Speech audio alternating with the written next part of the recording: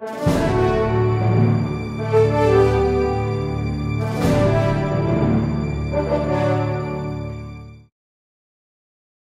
saudara sekalian, pemirsa dari Auna Jota Channel, apa kabar? Tuhan berkati Anda berlimpah-limpah.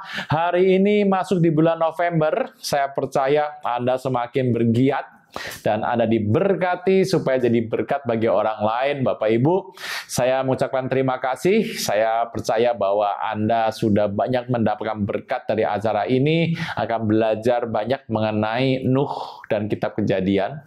Ada banyak di sana, nanti topik-topik yang penting akan saya ambil untuk kita khotbahkan di waktu yang lain. Bapak Ibu, siapkan saja kertas, pena, Anda punya waktu yang banyak untuk mengulang kembali supaya Anda boleh mengerti semua yang Tuhan katakan kepada Anda. Bapak Ibu, terima kasih banyak untuk Anda yang sudah memberikan dana, daya, dan doa bagi kami. Kami akan kembalikan ini bagi kemuliaan nama Tuhan. Terpujilah Tuhan. Bapak Ibu Saudara sekalian, ada banyak sebenarnya hari-hari ini orang yang terkendala, merasa susah untuk bertemu dengan Tuhan, juga ada masalah-masalah pribadi, tapi mengertilah. Semua masalah sebetulnya muncul dari hidup ini. Mungkin karena ada kesalahan yang Anda buat.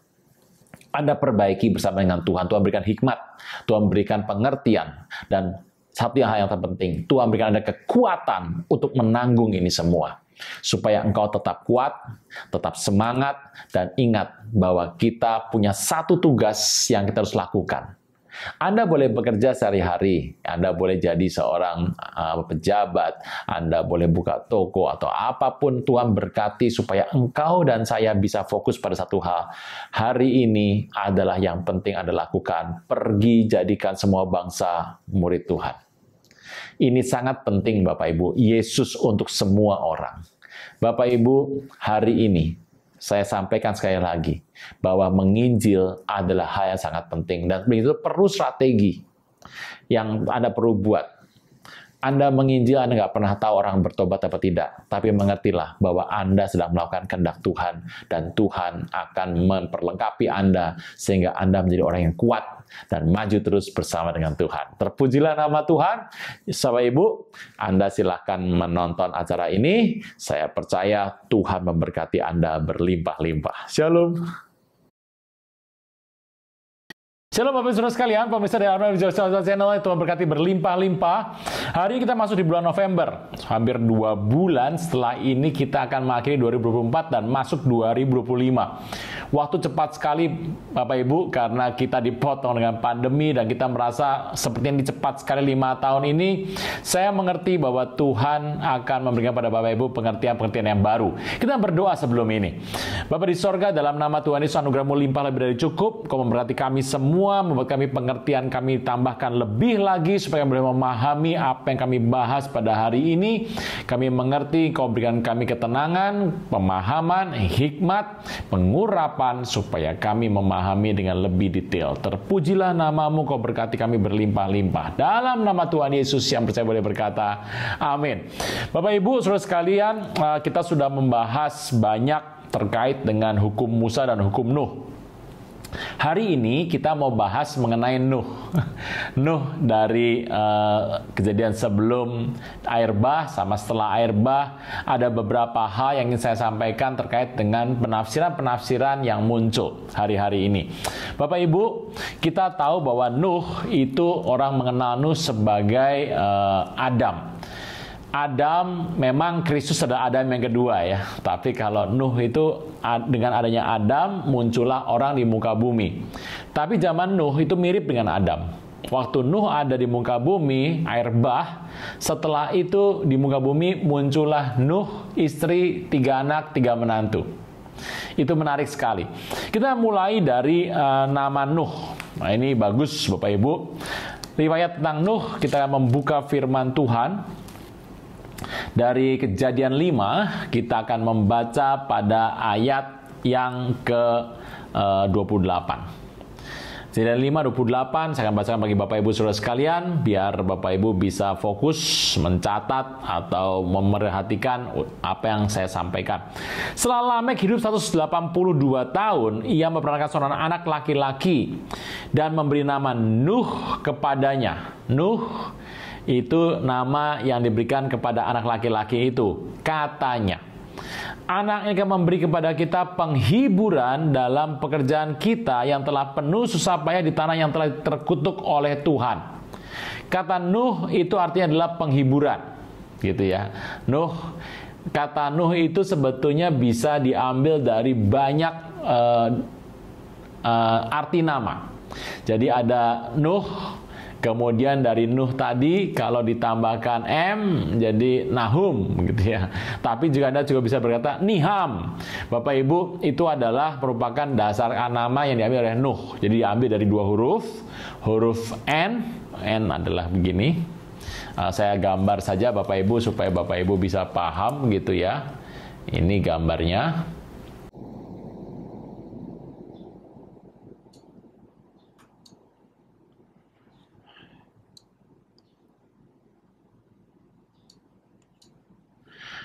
Ini N, kan bacanya jadi sebelah kanan ya Bapak Ibu ya.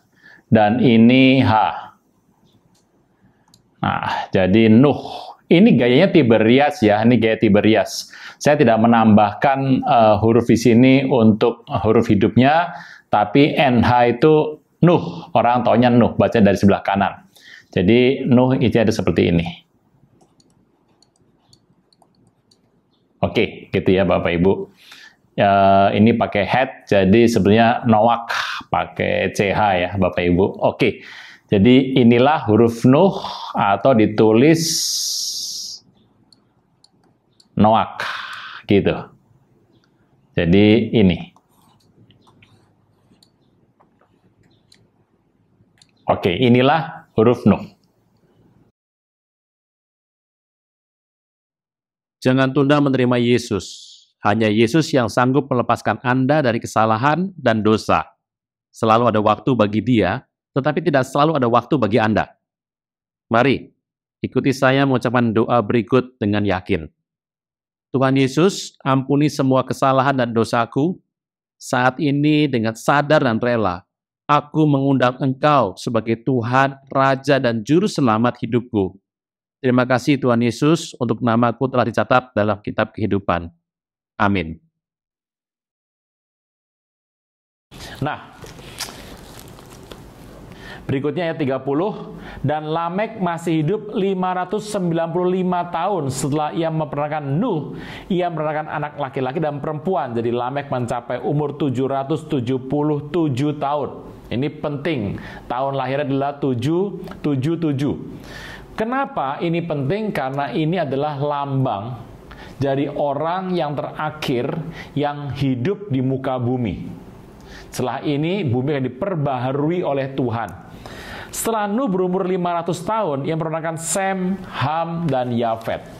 Bapak Ibu, kondisi ini kalau Anda membaca firman Tuhan, memang Nuh itu berada di tengah-tengah angkatan yang jahat. Karena setelah ayat Kejadian 5, ayat 30, 31, 32 kelar, Kejadian 6 berbicara adalah kejahatan manusia.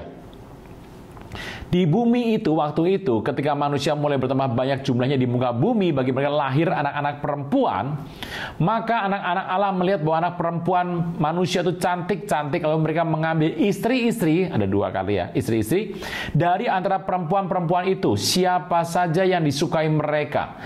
Ini merupakan sebuah cerita yang kita tidak dapat mengerti dengan sungguh karena ayatnya ini terbatas sekali.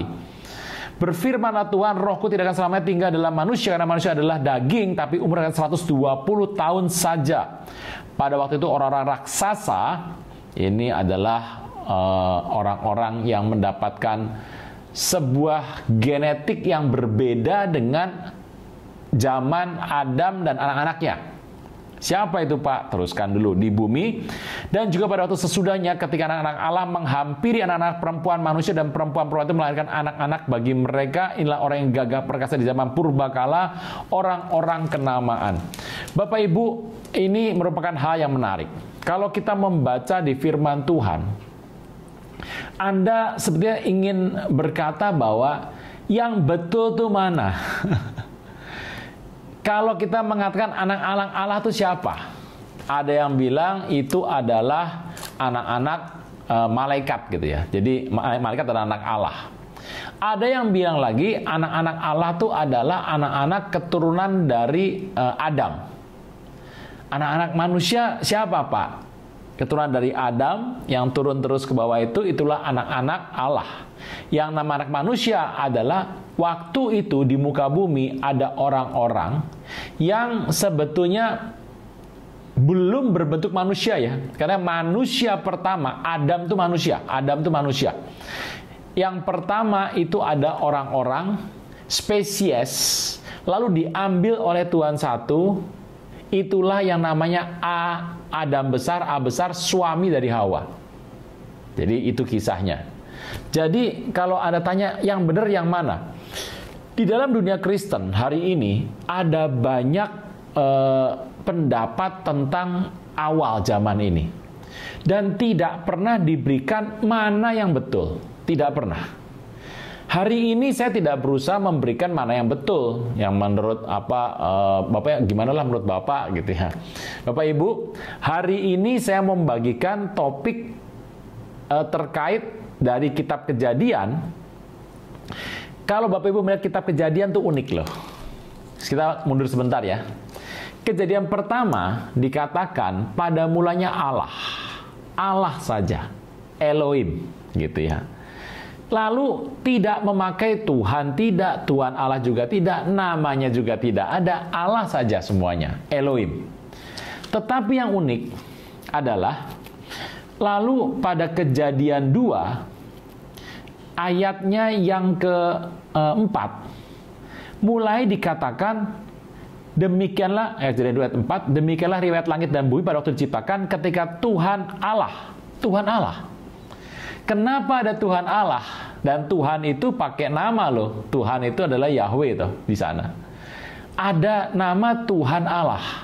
Berarti ada satu Tuhan mulai bersosialisasi dengan sesuatu gitu.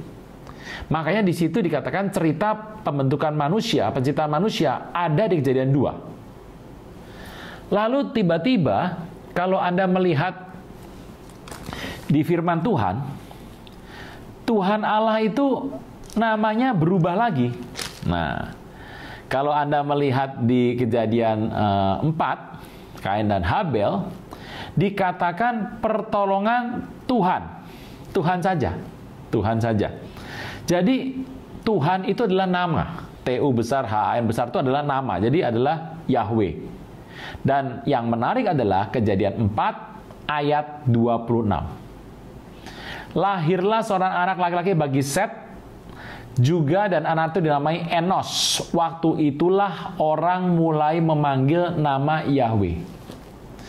Ini kondisinya kelihatannya seperti cerita tuh mundur ke belakang gitu ya. Jadi dalam Kejadian itu ada mundur ke belakang. Bapak Ibu, kita cut sebentar ya, jangan cerita Nuh dulu, kita cerita ini Kejadian dulu, nanti baru nyambung ke Nuh lagi. Nah, Bapak Ibu, cerita itu pendapat orang tuh banyak. Apalagi dalam dunia Kristen ya, pendapat orang tuh dari berbagai macam pendapat ada, dan tidak pernah ada yang benar yang disampaikan, mau orang tuh mengikuti yang mana. Nah, Bapak Ibu, Anda mengerti kalau di Alkitab Kejadian itu ada 3 etape. Tuhan Allah, Allah, Tuhan Allah, dan Tuhan. Jadi Allah, Tuhan Allah, dan Tuhan. Yang kedua adalah nama Yahweh. Yang ketiga nama Yahweh saja. Berarti di Kejadian kedua, nama itu diberikan kepada manusia. Ada sebuah hubungan koneksi Tuhan dengan manusia. Sedangkan di Kejadian yang pertama dikatakan Allah Allah menciptakan, Allah membentuk. Anda mengertilah, kejadian pertama 3 hari itu Tuhan membuat pemisahan. Jadi Bapak Ibu, saya pernah membahas ini di kitab Kejadian dan Kitab Kejadian. Bapak Ibu bisa melihat ya bentuk tampilannya. Bapak Ibu membuka saja, mendengarkan kisah ini.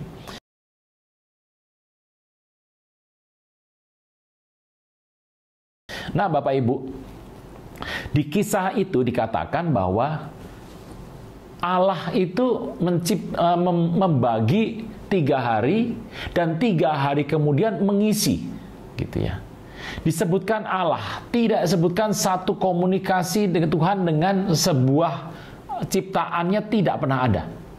Baru pada Kejadian 2 diciptakan manusia.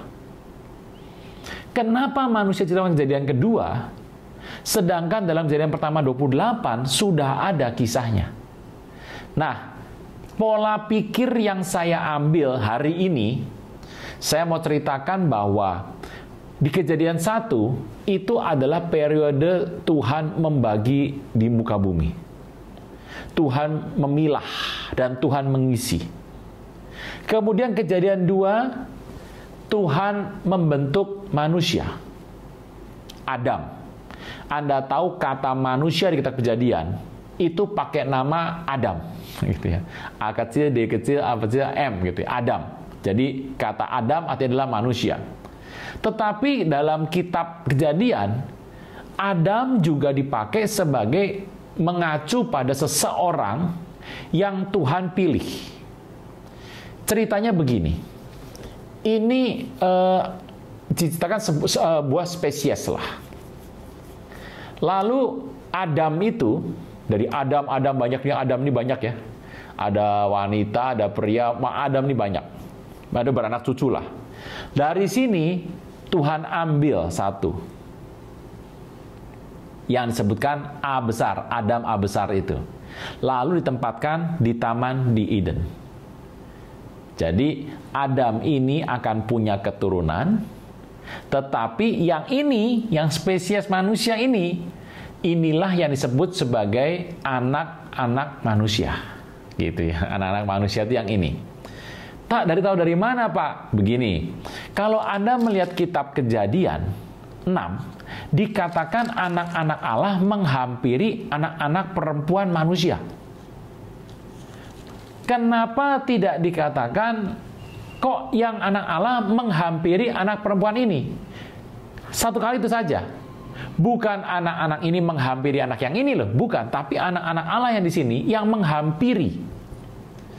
Bapak Ibu, ada sebuah pemikiran bahwa sebetulnya manusia, Bapak Ibu kan mengerti ya, kalau manusia ini kalau hari ini orang itu bisa berhubungan seksual ya, itu setiap saat, gitu ya. Tidak ada periode dan waktunya. Tetapi kalau spesies itu punya masa, gitu ya. Contoh anjing di rumah Anda, anjing tidak tiap hari mau menikah atau kawin, kawin, gitu ya. Tidak, anjing hanya punya waktu tertentu. Gitu. Kucing juga tertentu. Spesies binatang di muka bumi itu punya waktu tertentu. Sedangkan manusia waktunya kapan saja, gitu ya.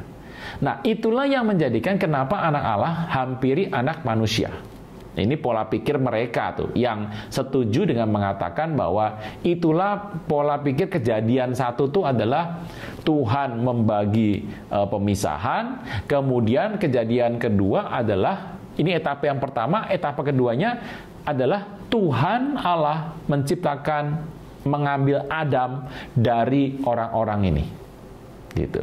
Makanya dalam kitab Kejadian ada 3 etape. Bapak Ibu harus perhatikan baik-baik 3 etape ini.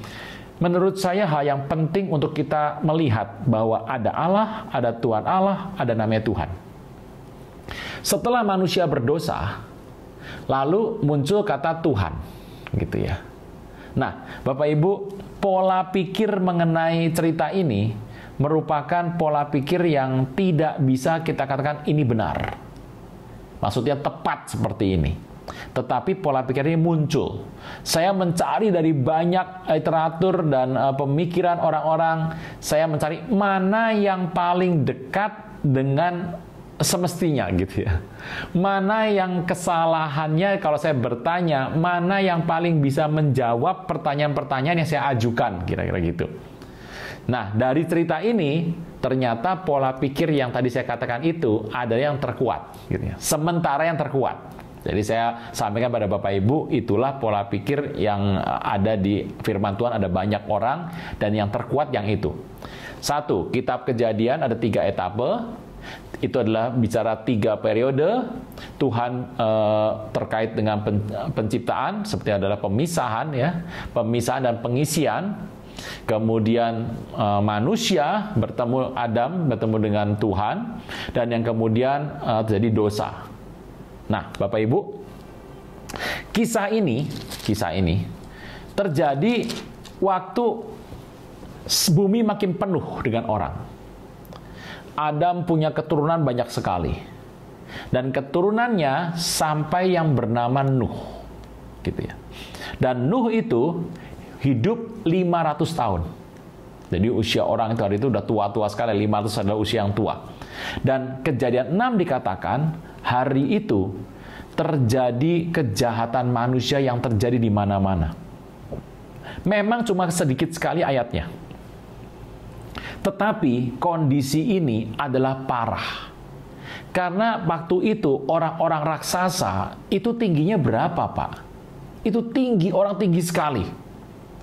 Itu besar. Jadi orang-orang itu bahkan mereka memakan tidak hanya binatang-binatang. Anda mengerti binatang-binatang itu waktu itu adalah besar-besar ya binatangnya.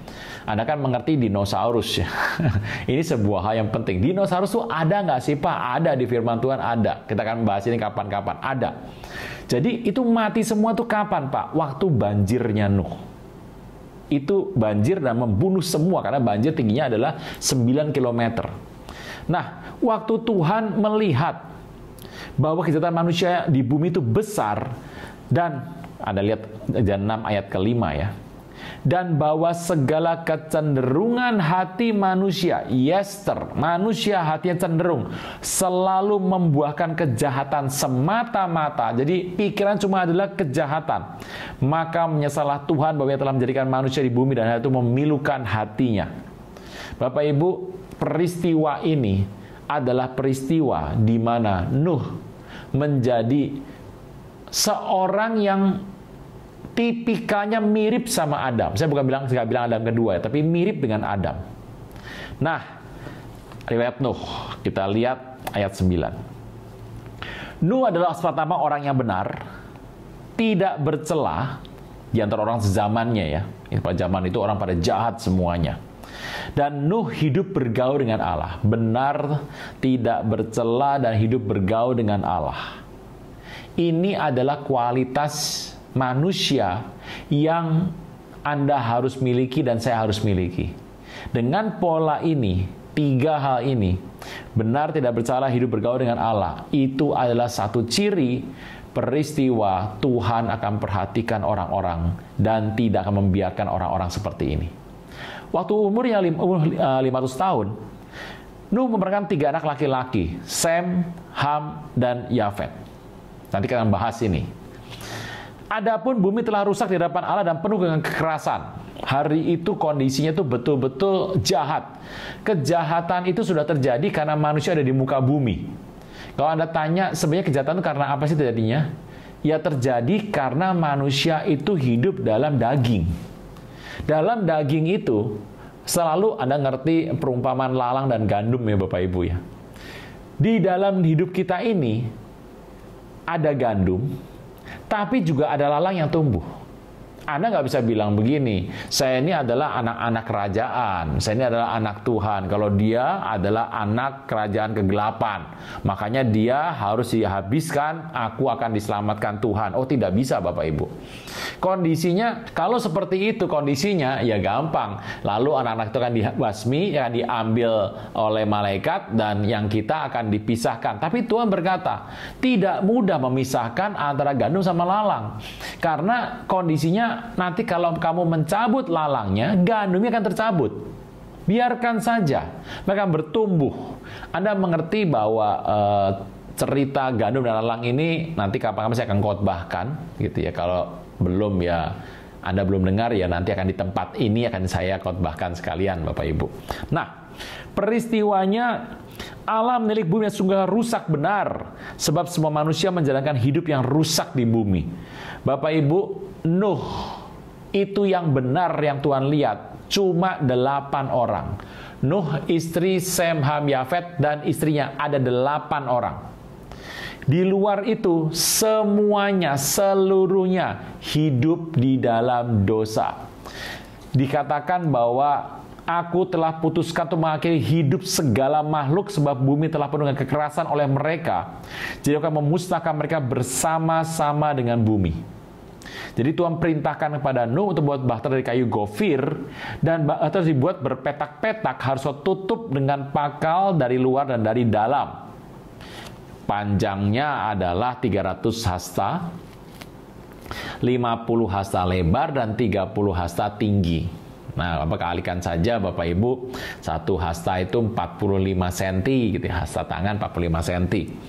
Buatlah atap bahtera, selesaikan bahtera itu sampai sehasta dari atas, dan Tuhan berkata kepada mereka, tapi dengan engkau aku mengadakan perjanjianku, kau akan masuk dalam bahtera, engkau bersama dengan anak-anakmu dan istrimu dan istri anak-anakmu. Dari segala yang hidup, dari segala makhluk, dan semuanya harus kau bawa ke dalam bahtera, supaya terpelihara hidupnya bersama dengan engkau. Nah, Bapak Ibu,